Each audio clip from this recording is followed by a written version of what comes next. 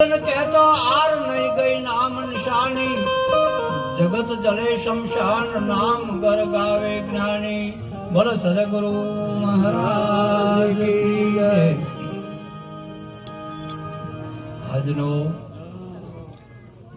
પાવનકારી યોગ પરમ વંદનીય સંત શ્રી રામદાસ મહારાજના નિર્વાણ તિથિ નિમિત્તે કાળુરામ મહારાજે આવો એક યોગ રચી આપણને બધાને દર્શન ભોજન ભજન સત્સંગ સંતોનો લાભ અપાયો એ બદલ ખૂબ ખૂબ ધન્યવાદ। જોરદાર તાળીઓથી વધાવો બાપ। આવા પ્રસંગો પોતાના ગુરુ પ્રત્યે નિષ્ઠા, આમ તો બે પ્રકારનો લાભ મળે, એક પિતાએ કહેવાય અને ગુરુ, બે પ્રકારનો લાભ। અને જે ગુરુની નિષ્ઠા છે બાપ, એ ગુરુની નિષ્ઠા જે ગુરુની વાતને સમજ્યા હોય એને વધારે આનંદ આવે, જોઈને ભાવ થાય ખરો, પણ આનંદ તો જેને આ વાતનો અનુભવી હોય ન જ થાય। તમે ખરેખર આમ લગ્ન થતા હોય અને લગ્નની અંદર તમે જુઓ તો વરઘડીઓ બે જ જણા હોય, એક દીકરી હોય અને એક દીકરો હોય, વર અને કન્યા બે જ હોય, પણ એના હંગાથી ફરનારો બબે ત્રણ બીજો હોય। એટલે આમ બધો ફર્યું ખરા, પણ આમ આનંદ પેલો ચાર પાંચ હંગાથી ફરતા બધાને આવે, પેલો પહેણેથી હોય ને આનંદ તો એ બે જણા લગ્ન થાય છે એનો જ આનંદ હોય, અને વાતે યોની જ થાય છે અને વિધિઓ યોની જ થાય। અને આ બધું જે માળખું ઊભું કર્યું હોય લગ્નનું, પ્રસાદનું, ભોજનનું, હવનનું, વાલોનું, કંકુત્રીઓનું, આ બધું જેટલું કર્યું હોય એટલું બધું પેલા બેના માટે જ હોય। એમ જેને જે આનંદ મેળવવો હોય આનંદમાં ડૂબકી મારવી પડે। અમારા મહાપુરુષો કઈ ડૂબકી મારવી પડે અને ડૂબકી મારી ઊંડા ઉતરવું પડે। એટલે આમ કહીશું ખરા, આપણે બધા ખબરીએ છે ખરા, પણ ઊંડું ઉતરવું એટલે હું, ડૂબકી મારવી એટલે હું, જો ખબર ના પડે તો ઊંડા ઉતરવાની ખબર નહીં પડે, ડૂબકી મારવાની ખબર નહીં પડે। એટલે આપણે ઊંડા ઉતરવું। તમે જુઓ દરિયો હોય ને, દરિયાના ઉપર મોજો જવો તો થાગ મોજો જતો હોય ને આવતો હોય, ફેણ થતું હોય, પરપોટા થતા હોય, નાવડો જહાજ ને બધું આવન જાય, આવું બધું થતું હોય ખરા, પણ એનાથી 200 કિલોમીટર તમે નેતા ઉતરી જાઓ દરિયામાં, તો નેતા ઉતરી જાવ પછી તમે જોજો ઈકણ કોઈ ધમાલ છે નહીં, ઈકણ કોઈ માથાકૂટ છે, બધી માથાકૂટ ઉપર ઉપર છે। એટલે જેટલી ઉપર ઉપર માથાકૂટ છે ને એનાથી નેતા ડૂબકી મારી જોઈને મહાપુરુષોને કહેવું, એક થોડા નેતા ઉતરી જાવ તો માથાકૂટ મટી જાય એવી છે। પણ નેતા ઉતરવાની રીત જેને તરતા આવડતું હોય એને ખબર પડે। નેતા ઉતરવું હોય તો એને તરત જ ના આવડતું હોય એ જ નેતો ઉતરી શકે, તરત ના આવડતું હોય નેતો ઉતરી શકે નહીં, એ ઊંડાણમાં જઈ શકે નહીં। અમે એ તરત જો આપણે શીખવું હોય તો કોઈ બીજો માધ્યમ જોવો, બીજો શીખવાડનારો ના હોય તો તરત ના આવડે। એટલે બીજાની સલાહ લેવી પડે કે ભાઈ આ પાણી ઊંડું ના ગાઢ પાણી છે, આમાં મારે ડૂબકી મારવી છે અને તરવું એ છે, ડૂબકી મારવી છે અને તરવું એ છે, બે કોણ કરવા છે બોલો, આ કરાઈ શકશો? એટલે તો અસલ તરવૈયો હોય તો એ કહી દે કે જવાબદારી મારી નહીં ડૂબવા દો, અને શેઠોના પોલણમાં હું છે ભોન કરાવી દઉં, પણ એ પાકો તરવૈયો હોય તો તાણ શેઠ પાતાળમાં જતો રહે તો બધી શ્વાસ રૂંધી રાખે, નકર ગણન હૃદયમાંથી પાછું આપવું પડે, શ્વાસ ના રૂંધી રાખે। એમ જે પાવરદા, જે મહાપુરુષો કહેવાય, જે બ્રહ્મનિષ્ઠ, બ્રહ્મ ક્ષોત્રિય અને બ્રહ્મ સ્વરૂપ, એવા જે મહાપુરુષો હોય એ આ ડૂબકી લગાવવાનું બંધ, જે આ ભક્તિ માર્ગ છે એ ભક્તિ માર્ગમાંથી તમને આ તારવાની એક રીત, ડૂબાડવાની, એટલે એનો શલ્ય નિચોડ, જેનો શલ્ય પાયો છે એટલા સુધી લઈ જવાની એક સદગુરુનો સંતની સલાહ લેવી પડશે।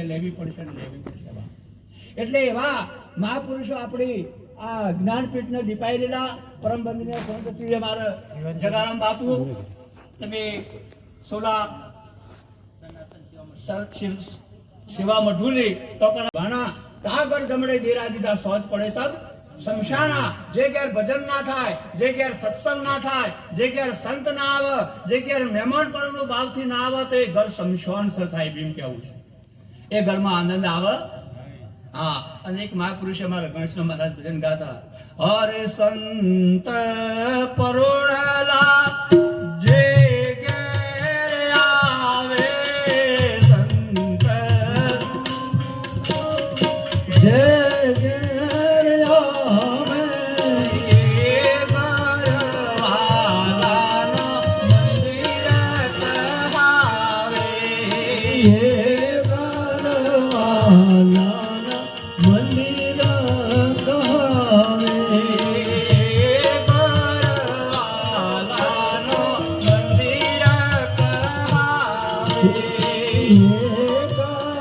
વાલાજીના મંદિર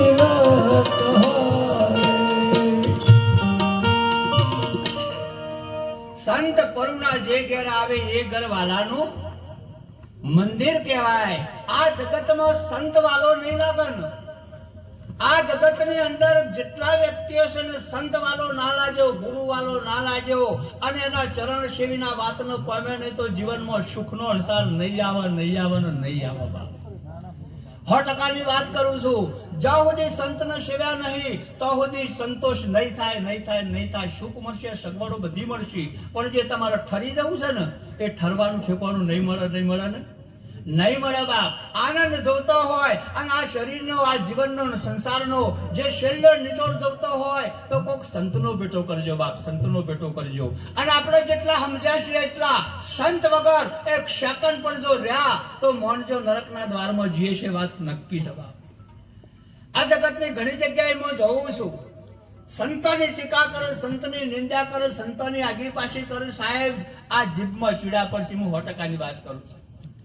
સંતની આગળ, સંતની વાતોનો, સંતની નિંદા એના જીવન હમું તો જુઓ કે એના જીવનમાં એને કેટલો ખર્ચો કરી નાખશે, એના જીવનને કેટલું ખર્ચી નાખશે તો બાપ.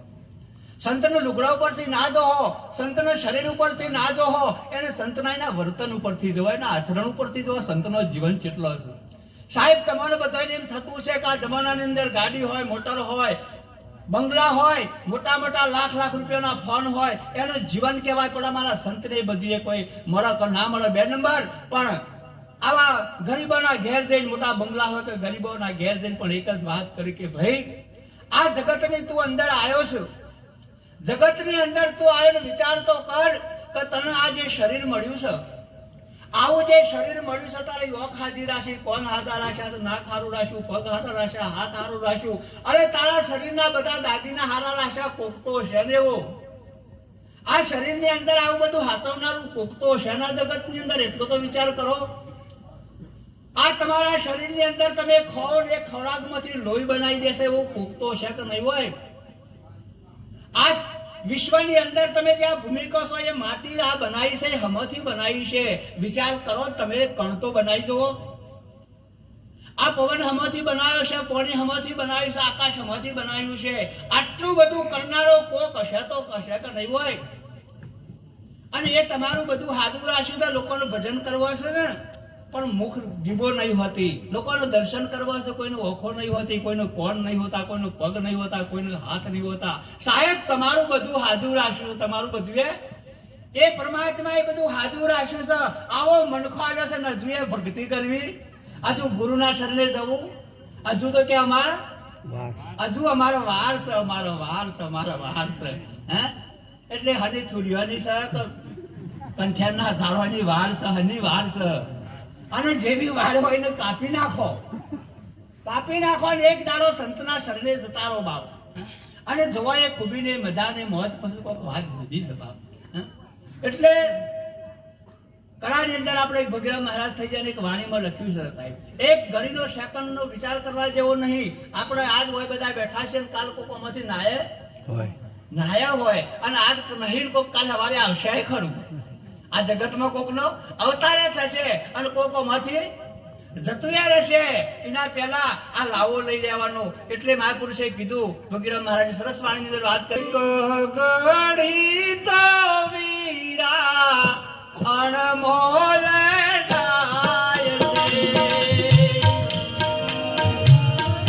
તો વીરા અણમોલ જાય છે.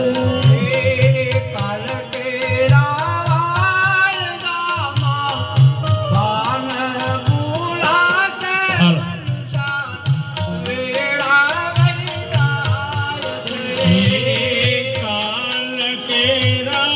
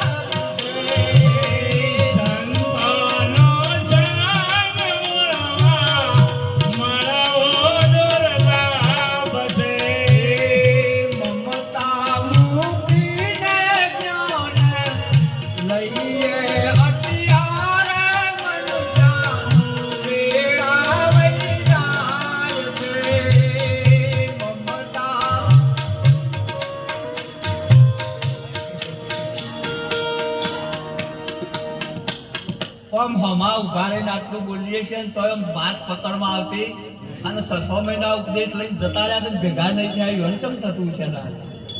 હે? એટલે બાપ સતત સજાગ રહેવાનું, સતત તૈયાર રહેવાનું, સતત તૈયાર રહેવાનું, સતત શબ્દની ઝંખનામાં રહેવાનું, એવી રીતે રહેવાનું. સાહેબ જોવા તારે પેલી મેચ રમાય તો તારી કેવી આવી?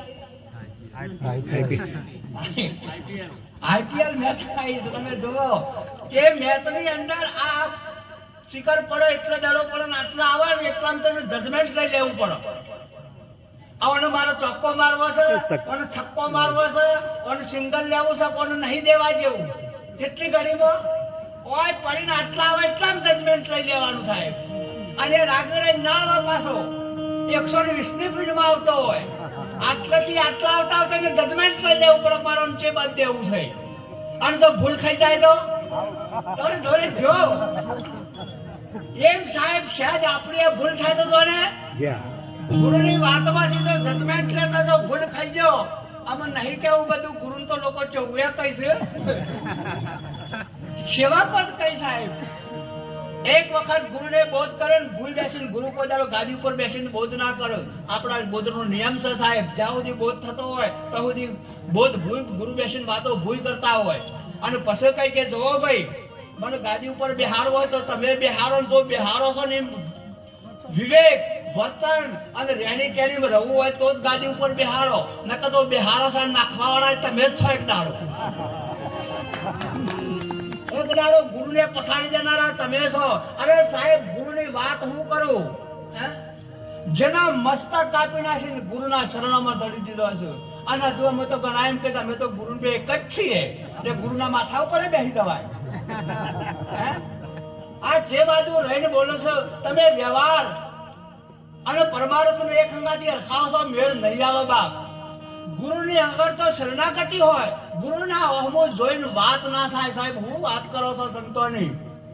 તમે એક રૂખડિયો બાવો થઈ ગયો આ જુનાગઢ બાજુ સાહેબ, એવો માણસ હતો તમે ના પૂછો એવો માણસ, પણ એક વાઘનાથ ગુરુનો પંજો અડી ગયો અને ગુરુની વાત સમજણી. એ વખતે રૂખડિયો બાવો બોલ્યો, ધન ગુરુ દેવા મારા, ધન ગુરુ દાતા મારા. ગુરુએ શબ્દ સુણાયો, સુતો જગાડ્યો, દેશ દેખાડ્યો ને જમણાના હાથથી. એ તો મારો સદગુરુ જમણાના હાથમાંથી છોડાવત દુનિયાના દેવી દેવતા પીર પેગંબર તમે જોવો એ શું ખાલે, પણ જમણાના હાથમાંથી તો મારો સદગુરુ છોડાવો બાપ. આ જગતમાં બીજો કોઈ ના છોડાઈ શકે. બીજા ચરણમાં કહેશે શરીર કેરી ખાલ ઉતરાવું, શરીર કેરી ખાલ ઉતરાવું ને સોનેરી રંગ ચડાવવું, એની મોજડી શિવરાઈને મારા ગુરુને પહેરાવું. તો મારા ગુરુને ગુણ કર્યો છે ના તોલે તો ના આવે ને. અને આવું કિસ્સા મેં તો ગુરુ બે એક જ છીએ. અરે આ વાર છે ગુરુની વાત સમજવી તો વાર છે સાહેબ. એટલે પૂછી તો જોવા દઉં ગુરુ કઈને કહીશે, શિષ્ય કને કહીશે. તારો નાતો હું છે.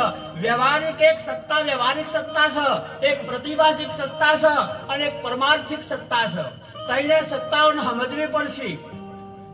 વ્યવહારની અંદર તમે વર્તન કરો એટલે ગુરુને વ્યવહારની અંગાથી વર્તન કરતા હોય તો એ રીતે કરાય, પ્રતિભાષિક સત્તામાં વર્તન કરતા હોય તો એ રીતે કરાય, અને પરમાર્થિક સત્તામાં વર્તન કરતા હોય તો એ રીતે કરાય. આ રીતો છે ને સમજવાની સાહેબ. તમારા ઘરમાં જો બધું તમારે એક થઈ ગયું હોય, ગુરુ ચેલો બધું એક જ તમે હરખા થઈ ગયા હોય, તો ઘરમાં તમારે 4 બૈરો હોય, એક મા હોય, એક બેન હોય, એક દીકરી હોય અને એક છોકરાની બહુ હોય કે તમારા ઘેરથી હોય. તો આ 4 બૈરો હોય એમ વ્યવહાર હરખો કરો. અદ્વૈતનું જ્ઞાન થઈ ગયું તો વ્યવહાર હરખો થાય ના થાય સાહેબ. એ પરમાર્થિક વસ્તુ જુદી છે અને વ્યવહારિક વસ્તુ જુદી છે. વ્યવહારમાં વ્યવહારના રીતે વર્તવું પડે, નકર તમે વ્યવહારમાં ગુરુના બરોબર થઈ ગયા. ગુરુ તો તે સ્ટેજ છે તમને એક કર્યા છે, અને એ સમજણની રીત છે બાપ. એ સમજણની રીતથી તમે ઉતરી વ્યવહારમાં લાવી દો. અમે તો ગુરુના ગાદી કરવી ના પડી ને બેસી જવાય બાપ. સમજણની વાતો છે. એટલે બાપુ સાહેબ ગાયકવાડે કીધું સમજણની વાત છે ન્યારી વીરા મારા, સમજણની વાત છે. સમજણની વાત બહુ ન્યારી છે, અને એ સમજણ આપણા જીવનમાં ઉતારવી હોય તો બાપ ગુરુની સમજણ, સંતની સમજણ, આપણી વ્યવહારની સમજણમાં જમીન આસમાનનો ફરક છે બાપ. સમજણમાં ફેર છે. જુઓ ઓનો માઇક કોસો બોલો આપણે બધાની સમજણ છે કે તમે આપણા બધાનું માયુક કહીએ છે, બોલો આપણી સમજણ સાચી કે ખોટી? વ્યવહારિક લોકો જે બોધ લીધા હોય કે ના લીધા હોય, પણ બધાનું માઇક જ કોક બોલો આ બધાની સમજણ સકા નહીં. આ વ્યવહારમાં બધાની સમજણ સાચી છે, સમજેલાની ના સમજેલાની બેની વ્યવહારિક સમજણ અને માઇક કહેવાય રાઈટ છે. પણ તમે સમજો, વિચાર કરો, અમે કોઈ સંત સમજેલા હોય કે અમે નિરતની ધારામાં લઈને તારા સદગુરુની ધારામાં લઈને કે બોલો આ માઇક છે તો નહીં કે કાર્ય માઇક કહેવાય નહીં. જુઓ તો ખરા, આ એની સમજણ શકે બીજું કોઈ? બસ એટલે તમારી જે જગતની સમજણ છે એ બરાબર છે એટલે રવા દો. હવે ગુરુની સમજણ જોતી હોય કાર્ય માઇક નહીં તો માઇક સચ હતા. જ્યારે એ તમારી સમજણ આવે તમે કહો કાર્ય માઇક નથી તો માઇક સાચો. માઇક કેવું છે? એ માઇક છે તો કનું છે? એ માઇક કેવી રીતે છે? ચમ છે? માઇક ચોથી આવ્યું? માઇક ચો જાય છે? માઇક કોના આધારે છે? 1000 પ્રશ્નો માઇકમાંથી ઉભા થાય.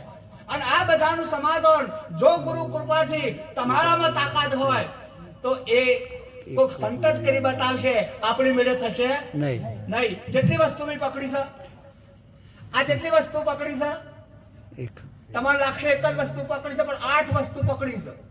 કેટલી? 8 વસ્તુ પકડી છે મેં.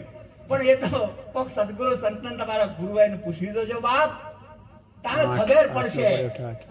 ઓશો એમને ઉઘડ્યું નહીં એટલે નરસિંહ મહેતાએ કીધું જાગીને જવું તો જગત દિશે નહીં, ઊંઘમાં અટપટા ભેદ ભાસે, ચિત્ત ચેતન વિલાસ તદ રૂપનો બ્રહ્મ લટકો કરે બ્રહ્મની પાસે. એટલે સંતના શરણે જ્યાં વગર, સંતનું શરણ સેવ્યા વગર, સંતનું દર્શન કર્યા વગર આ જીવનમાં અંધેરો આનંદ નહીં આવે ને. એટલે હું તો કહું છું, કાળુરામ મહારાજે ભજન કરીને અમારે સમરદાસ મહારાજ રોજ લોકોના ઘેર સંતોના ઘેર પ્રસાદ મફત રોજ લેવાય. એટલે આપણે જાણું ભજન કરવું પડે કે ના કરવું પડે?